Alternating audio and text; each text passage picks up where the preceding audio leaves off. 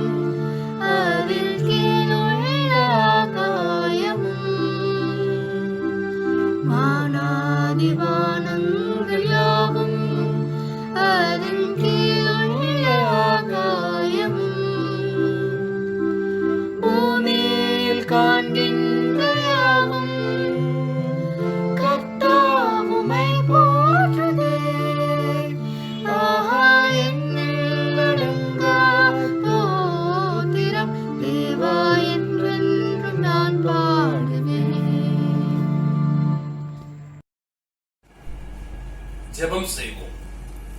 எங்களை நேசிக்கிற நல்ல ஆண்டவரே, உம்முடைய கிருபையினாலும் இரக்கத்தினாலும் எங்களை 2020 ஆண்டு 7ஆம் மாதத்திற்குள்ளாக கரம் பிடித்து அழைத்து வந்ததற்காக உமக்கு நாங்கள் நன்றி சொல்லுகிறோம். இப்பொழுதும் உம்முடைய பிள்ளைகளாகிய நாங்கள் பாடப்போகிற பாடல்கள், தியானிக்க போகிற திருமறை வசனங்கள், ஏறெடுக்க போகிற விண்ணப்பங்கள் எல்லாவற்றோடும் ஆண்டவரே உம்முடைய சித்தம் இருக்க வேண்டுமாய் ஜெபிக்கிறோம்.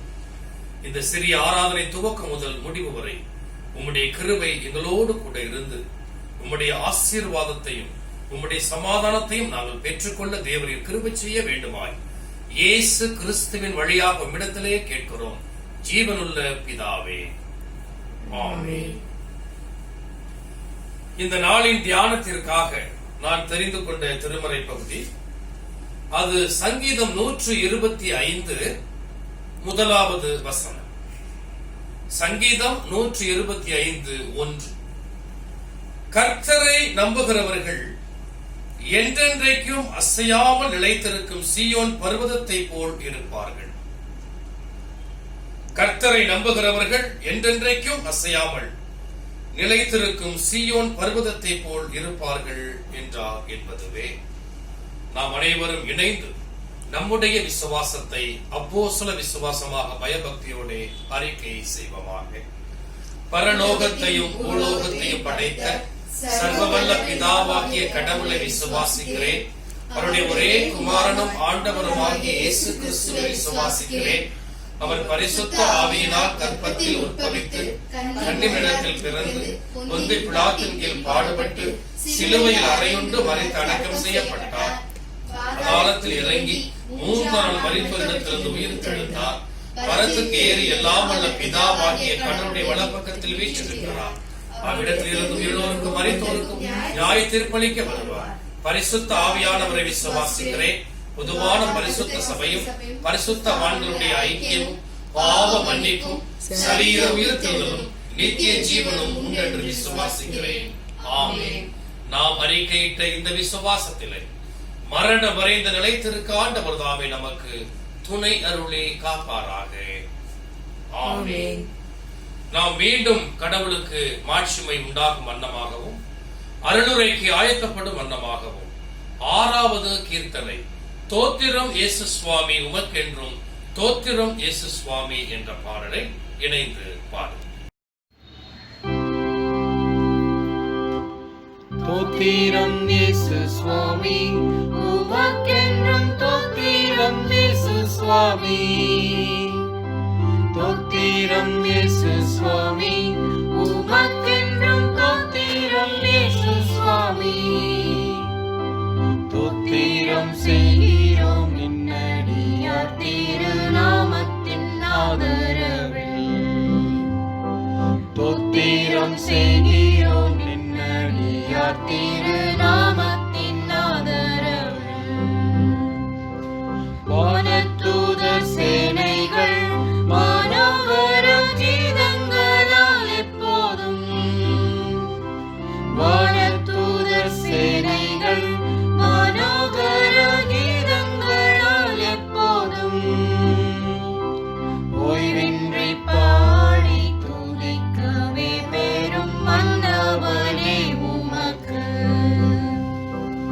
ஓய்வின்றி பாடி துதிக்கவே பெரும் மன்னவனே உமக்கு. இன்றைய தினமதிலும் ஒருமித்து கூட உன்னாமத்தினார். இன்றைய தினமதிலும் ஒருமித்து கூட உன்னாமத்தினார். தந்தனின் கிருபைக்காக உமக்கென்றும் தோத்திரம் தோத்திரமே.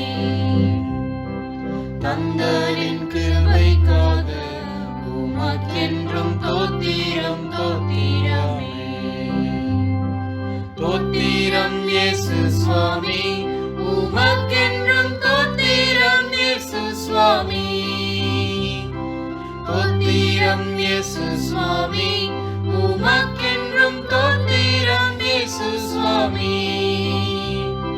தோத்திரம் செய்கிறோம் நின்னடியார் திருநாமத்தின் ஆதரவில். தோத்திரம் செய்கிறோம் நின்னடியார் திருநாமத்தின் ஆதரவில்.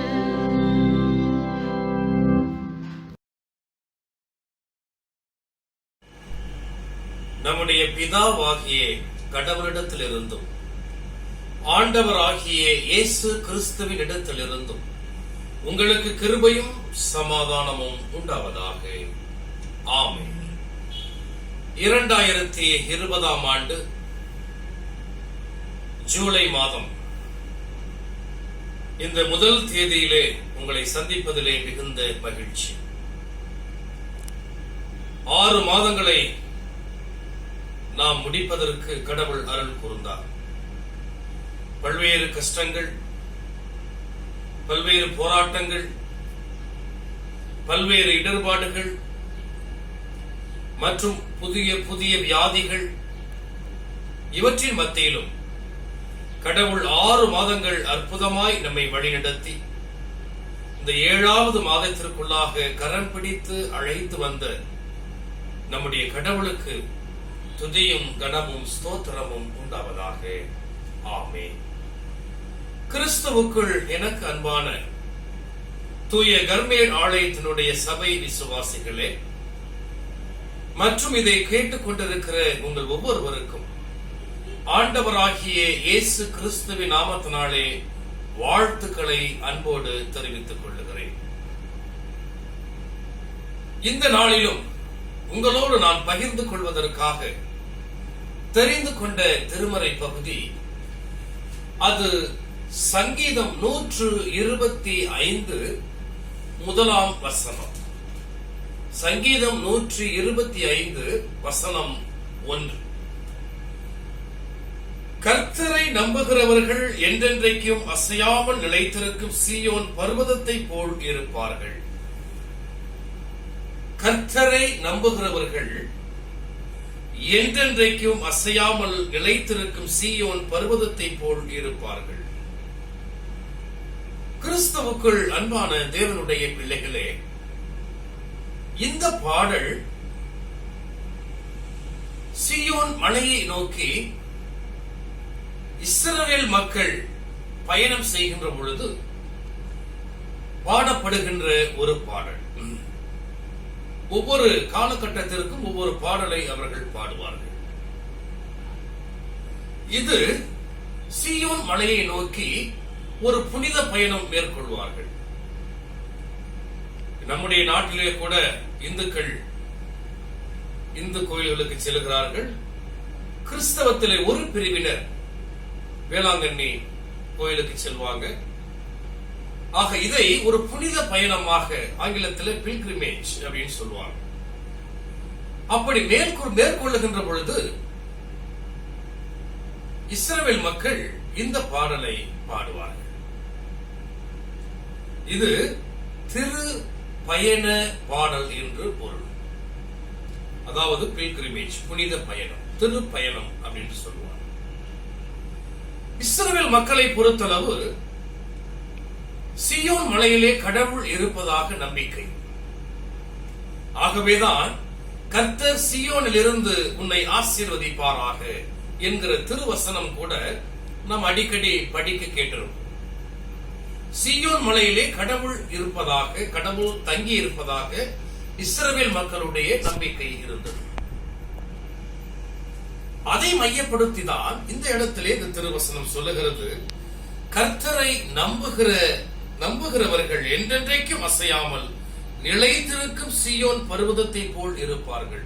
அவங்க பொதுவா ஒரு பர்வதம் என்று சொல்லவில்லை. பர்வதம் என்றால் எல்லாருக்கும் தெரியும், அது மலை. பொதுவாக பர்வதம் என்று சொல்லவில்லை, மாறாக சீயோன் பர்வதம், சீயோன் மலை என்று சொல்லுகிறார்கள். ஏனென்று சொன்னால் எல்லா மலைகளை விட சீயோன் மலையிலே கடவுள் தங்கி இருக்கிறார், கடவுள் வாசம் பண்ணுகிறார். ஆகவே அந்த மலை எக்காரணத்து கொண்டும் பெயர்ந்து போகாது, எக்காரணத்து கொண்டும் அந்த மலைக்கு அழிவு இல்லை என்பதை சொல்லவே கர்த்தரை நம்புகிற பிள்ளைகள் இப்படி சீயோன் பர்வதத்தை போல் அசையாமல் இருப்பார்கள் என்று சங்கீதக்காரன் இந்த இடத்திலே சொல்லுகிறார். அன்பான தேவனுடைய பிள்ளைகளே, இந்த அனுபவத்தை அவர்கள் எப்படி பெற்றார்கள் ரொம்ப முக்கியமானது. இந்த அனுபவத்தை அவர்கள் எப்படி பெற்றார்கள் நீங்க பார்க்கணும். 430 ஆண்டுகள் எகிப்திலே அடிமையாக இருக்கிறாங்க இஸ்ரவேல் மக்கள். ஒரு வருடம் 2 வருடம் அல்ல, 430 வருடங்கள். அந்த 430 வருடங்களில் இருந்து எத்தனையோ தலைமுறை இறந்து போயிருப்பாங்க. தன்னுடைய மூதாதையர் யார் என்று கூட தெரியாத அளவிற்கு மக்கள் அந்த இடத்துல இருந்திருப்பாங்க. ஆனால் கடவுள் அவர்களுக்கு கொடுத்த அந்த வாக்குத்தத்தத்தின்படி 430 ஆண்டுகள் கழித்து அந்த மக்களை அவர் சந்திக்கிறார் மோசேயின் மூலமாக. கிறிஸ்துவுக்குள் அன்பானவர்களே, அவர்கள் கொடுத்த கடவுள் அவர்களோடு பண்ணின உடன்படிக்கை அந்த மக்களோடு அல்ல, மாறாக ஆபிரகாமோடு, ஈசாக்கோடு, யாக்கோபோடு பண்ணின உடன்படிக்கை 430 ஆண்டுகள் அது மறந்தே போயிருப்பாங்க. ஆனாலும் கடவுள் மறக்கவில்லை. கடவுள் மறக்காமல் தன் ஜனத்தை தேடி போகிறார், மோசேயின் மூலமாக மீட்டெடுக்கிறார். நன்றாக அந்த ஒரு கணம் அதை நாம் நினைத்து பார்ப்போம். எகிப்திய ராஜ்யம் என்பது மிகப்பெரிய ராஜ்யம், பார்வோன் ராஜ்யம். அவனிடத்திலே அரசாங்கம் இருந்தது, அவனிடத்திலே முப்படைகள் இருந்தது. ஆனால் இஸ்ரவேல் மக்களோ அங்கே அடிமைகளாக இருக்கிறார்கள். அங்கே செங்கல் சூளையிலே வேலை செய்கிறார்கள். அங்கே ஒரு அடிமை கூட்டம் ஒரு மிகப்பெரிய சாம்ராஜ்யத்தை எதிர்த்து எப்படி மீண்டு வர முடியும்? யோசித்து பாருங்கள் கிறிஸ்துவுக்குள் அன்பான தேவனுடைய பிள்ளைகளே. அவர்களுக்கு வலுவான அடிமைகள் சிக்கி இருக்கிறாங்க. ஆனால் அந்த இஸ்ரவேல் மக்கள் எப்படி மீட்டெடுத்தார்கள்? அந்த எகிப்தியரை எதிர்த்து போரிடக்கூடிய வல்லமை இவர்களிடத்திலே கிடையாது. இவர்களிடத்திலே முப்படைகள் கிடையாது. இவர்களிடத்திலே போர் புரியக்கூடிய வலுவான திறமைசாலிகளும் கிடையாது. ஆனால் அவ்வளவு பெரிய சாம்ராஜ்யத்தை எதிர்த்து ஒரு அடிமை கூட்டம் விடுதலை பெறுகிறது என்று சொன்னால் அது முழுக்க முழுக்க கடவுள் மட்டுமே. அன்பான தேவனுடைய பிள்ளைகளே, இந்த அனுபவத்தை இஸ்ரவேல் மக்கள் உணர்ந்தபடியினால் தான் அவங்க என்ன பண்றாங்க, கர்த்தரை நம்புகிறவர்கள் என்றென்றைக்கும் அசையாமல் நிலைத்திருக்கும் சீயோன் பர்வதத்தை போல் இருப்பார்கள். அவங்களுடைய வாழ்க்கையில யோசிச்சு பாருங்களேன். அங்கே நடந்து வராங்க, செங்கடல் பின்னாடி பார்வோன் படை வீரர்களால் துரத்தி கொண்டு வராரு. செங்கடல் இருக்குது, எப்படி தாண்டது? கடவுள் வெட்டாந்தரையாக மாற்றினார். அங்கேருந்து வந்த பிறகு தண்ணீர் கிடைக்கல. பாறையில எங்கேயாவது தண்ணி கிடைக்குமா? யோசிச்சு பாருங்களேன். நம்ம ஆழமா குழி தோண்டும் போது கூட பாறை வந்துருச்சு அப்படின்னு சொன்னா அவங்க போயிடுவாங்க. ஏன்னா அதுக்கப்புறம் தண்ணி கிடைக்காது. மணல் சாரியான இடத்துல தான் தண்ணி கிடைக்கும். ஆனால் இந்த பாறையை அடி உனக்கு தண்ணி கிடைக்கும் அப்படின்பா. அன்பானுடைய பிள்ளைகளே, எல்லாமே இயற்கைக்கு அப்பாற்பட்டு நடக்குதுங்க. காரணம் கடவுள், கடவுளுடைய பாதுகாப்பு, கடவுளுடைய வழிநடத்துதல், கடவுளுடைய வல்லமை அந்த இடத்திலே செயல்படுகிறது. அன்பான தேவனுடைய பிள்ளைகளே, இதை உணர்ந்துதான் அந்த இஸ்ரவேல் மக்கள் இறைவனை, கடவுளை இப்படி பாடுறாங்க. கர்த்தரை யார் யாரெல்லாம் நம்புறீங்களோ நீங்கள் அசைக்க முடியாத சீயோன் பர்வதத்தை போல் இருப்பீர்கள் என்கிற மிக பெரிய உன்னதமான ஒரு உண்மையை நமக்கு சொல்லுகிறார்கள்.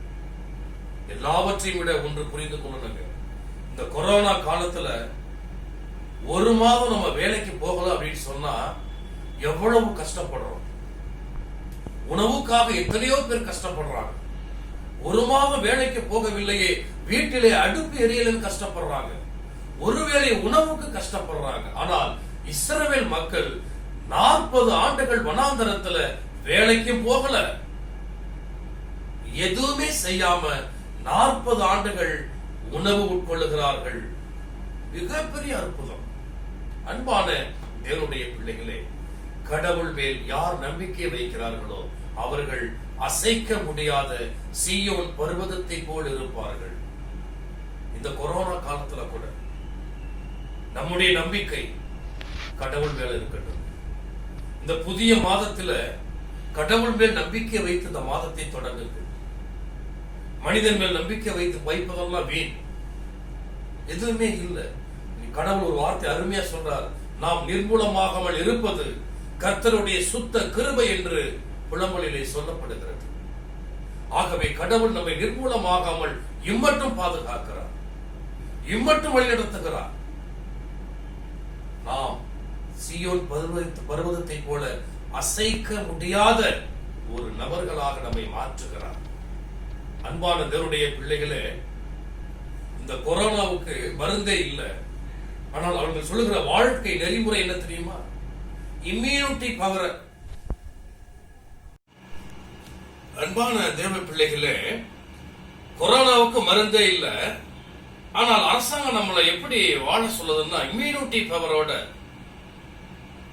வாழுங்க, நல்ல உணவு உட்கொள்ளுங்கள், உங்கள் உடலை திடகாத்திரமாக வைத்துக் கொள்ளுங்கள் என்று அரசு நமக்கு ஒரு வழிமுறையை சொல்லுது. ஆனால் திருமறையில இங்க நமக்கு சொல்லப்படுகிறது என்னன்னு கேட்டீங்கன்னா, இதைவிட வலிமையானவர், வல்லமை உள்ளவர் நம்முடைய கடவுள். நீ யோசிச்சு பார்க்கணும். இந்த இஸ்ரவேல் மக்கள் உணவு மட்டும் அல்லங்க, அமலேக்கியர்கள், பெலிஸ்தியர்கள், இப்படி பலவிதமான நபர்கள், பலவிதமான போர் வீரர்கள் அவங்க நோக்கி போர் புரிய வராங்க. எல்லா இடத்திலும் கடவுள் அவர்களை மீட்டெடுக்கிறார், ரட்சிக்கிறார், எதிராளியை தோற்கடிக்கிறார். அன்பான தேவனுடைய பிள்ளைகளே, கர்த்தருடைய பராக்கிரமம் அப்படிங்கிறது இதுதான்.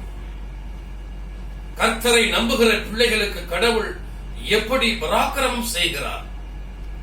நாமும் கூட இந்த நாளிலே நம்ப வேண்டியது ஒன்றே ஒன்றுதான், ஒரே ஒருவர் தான். அது நம்முடைய கடவுள்.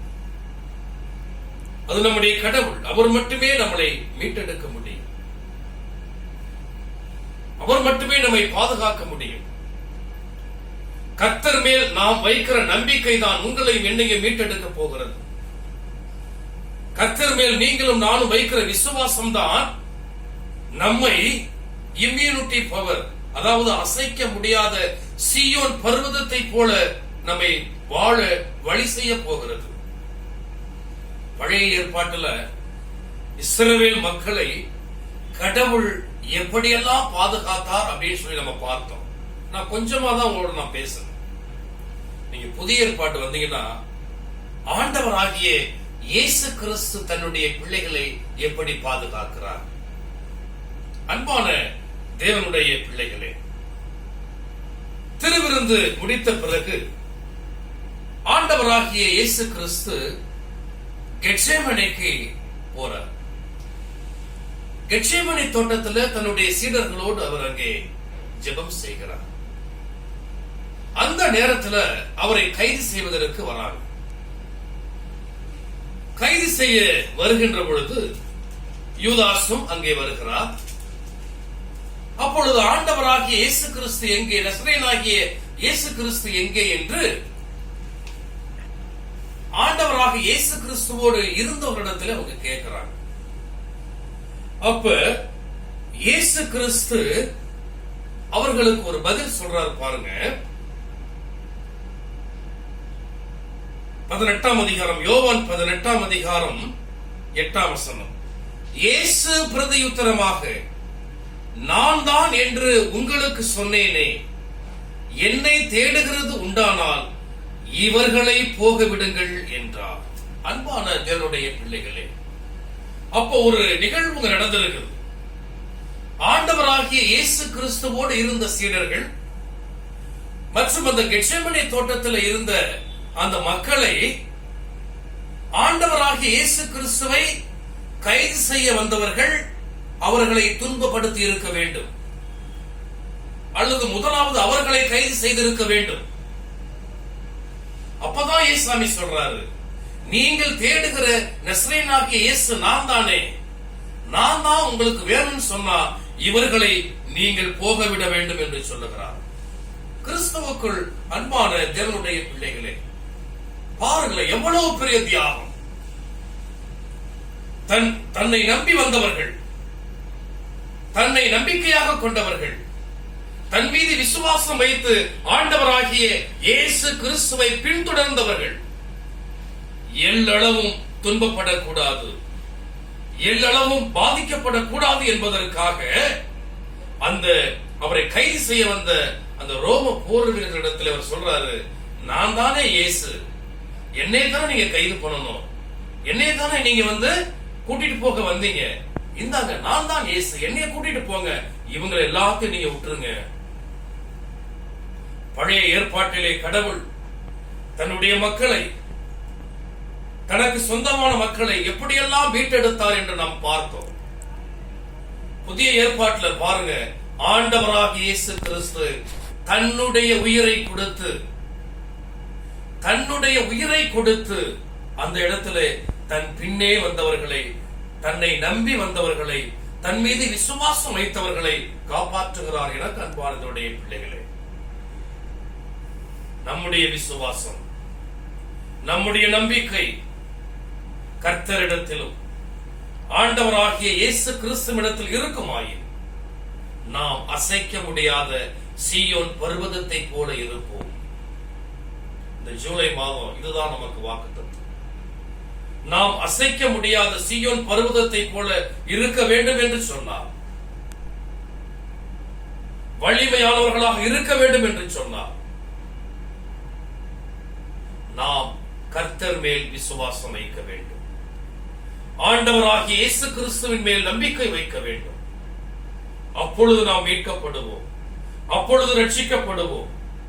எந்த தொற்று வியாதியாக இருந்தாலும் சரி, எவ்வளவு பெரிய இயற்கை பேரிடராக இருந்தாலும் சரி, எவ்வளவு பெரிய ஆபத்திலே நாம் இருந்தாலும் சரி, நம்மை மீட்டெடுக்க வேண்டியது, நம்மை மீட்டெடுக்க போவது கர்த்தருடைய ஓங்கிய புயம், நம்முடைய ஆண்டவராக இயேசு கிறிஸ்துவின் திரு ரத்தம், நம்முடைய ஆண்டவராக இயேசு கிறிஸ்துனுடைய காயங்கள் நம்மை மீட்டெடுக்க போகிறது. அன்பான தேவனுடைய பிள்ளைகளே, இந்த புதிய மாதத்திலே, ஜூலை மாதத்திலே நம்முடைய விசுவாசம் மாஸ்க் போறது ஒரு பக்கம் இருக்கட்டும்,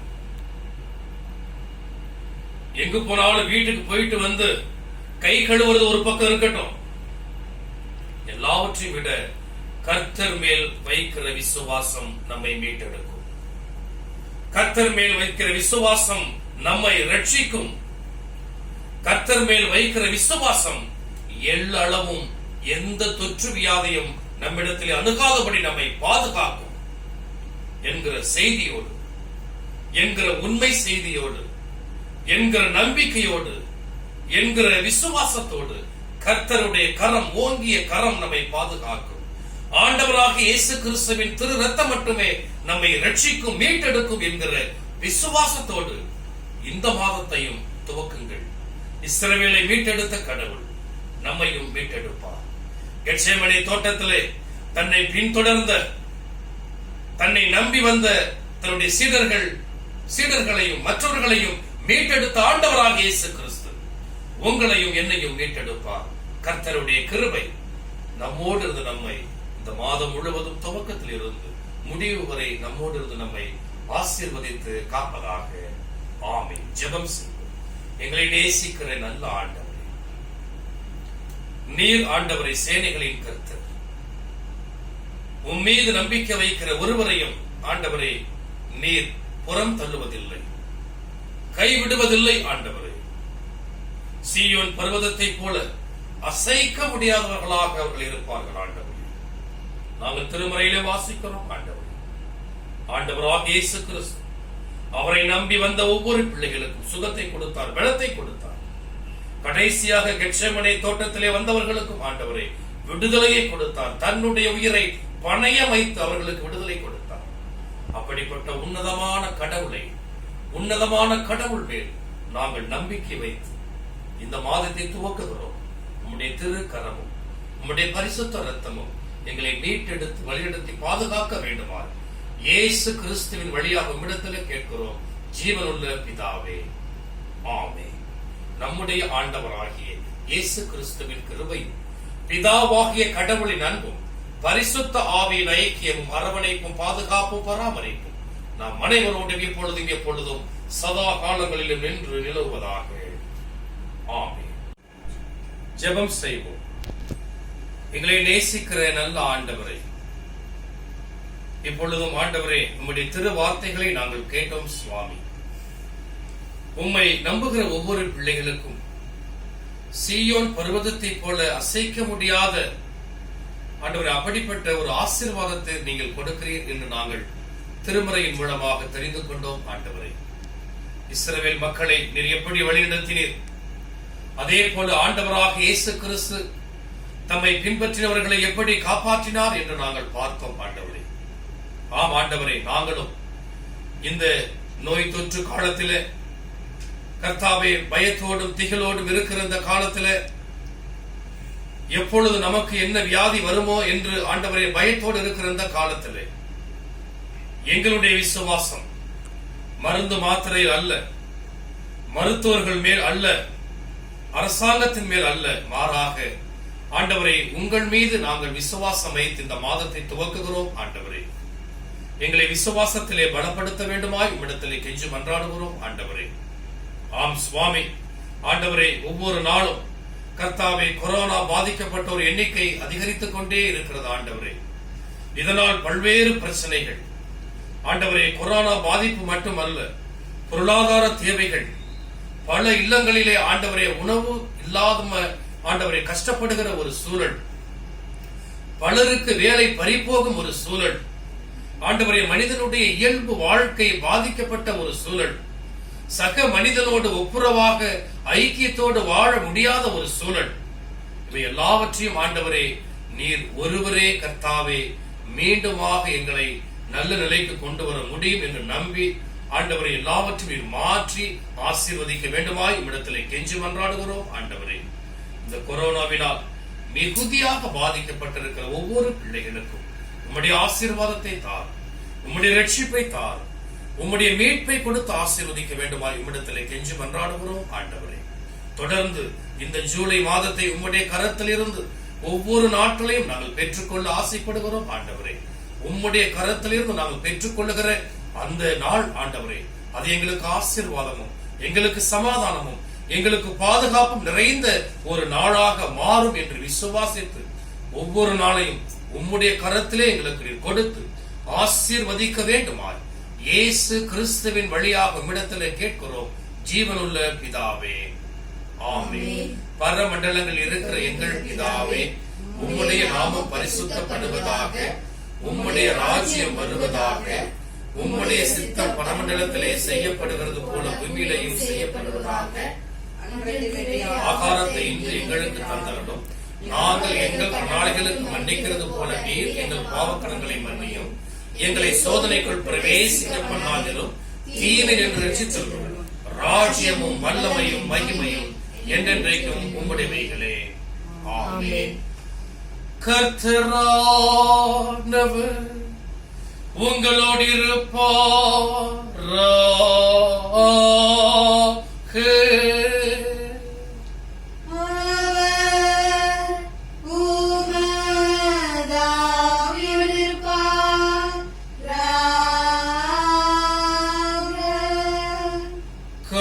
கர்த்தரானவர் உன்னை ஆசீர்வதித்து உன்னை காப்பாராக.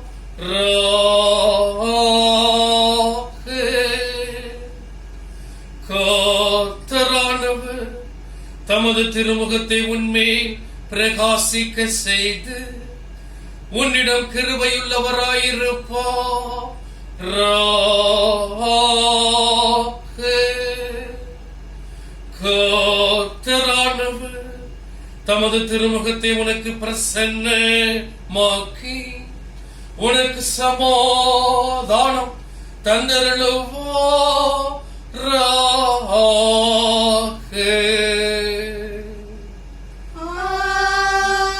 ஆமென், ஆமென்,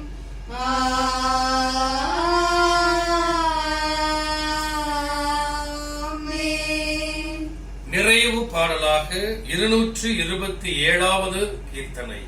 அனுக்கிரக வார்த்தையோடே இப்போ அடியாரை அனுப்பும் ஐயா என்ற 227வது கீர்த்தனையை இணைந்து பாடும். அனுக்கிரக வார்த்தையோடே இப்போ அடியாரை அனுப்பும் ஐயா. மனமதில் தயவுறும் மகத்துவ பரனே வந்தனம் உமக்காமே. மனமதில் தயவுறும் மகத்துவ பரனே வந்தனம் உமக்காமே. தோத்திரம் புகழ் மகிமை கீர்த்தி துதிகரம் தினம் உமக்கே. பாத்திரமே அதிசோபித பரனே பாத சரணாமே. பாத்திரமே அதிசோபித பரனே பாத சரணாமே. சுவாமியே கிருபையாயிரும், கிறிஸ்துவே கிருபையாயிரும், சுவாமியே கிருபையாயிரும். ஆமென். கர்த்தாவின் சமாதானம் இந்த மாதம் முழுவதும் உங்களோடு இருந்து உங்களை ஆசீர்வதித்து காப்பதாக. ஆமென்.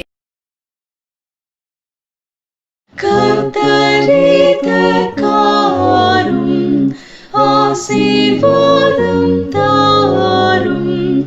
எங்கள் மேலும் முகத்தை வைத்து வீசும் ஒளியை